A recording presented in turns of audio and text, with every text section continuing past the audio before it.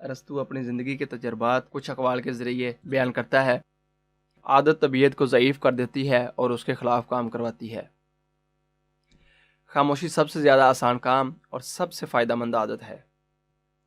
ذاتی لائبریری زندگی کا سب سے بڑا سرمایہ ہے اور دماغی لائبریری بے بہا نعمت ہے۔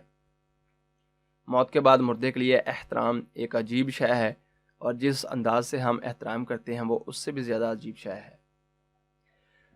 سخی خواہ مخلص ہو، لوگ اس کی عزت کرتے ہیں، بخیل خواہ دولت مند ہو، لوگ اس کی عزت نہیں کرتے۔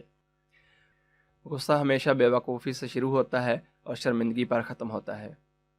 عادت طبیعت کو ضعیف کر دیتی ہے اور اس کے خلاف کام کرواتی ہے۔ نیک ہونا تمام حکمت عملی کا خلاصہ ہے۔ دماغی لائبریری بے بہا نعمت ہے۔ احمق کی ہنسی وہ واحد شے ہے جو تمام عالم کو چکر میں ڈال دیتی ہے۔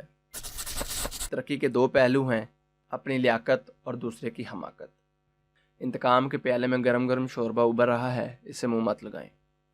بہترین کے لیے امید رکھو اور بدترین کے لیے تیار رہو۔ سب سے آسان کام جس کا نفع بھاری ہو، کم بولنا ہے۔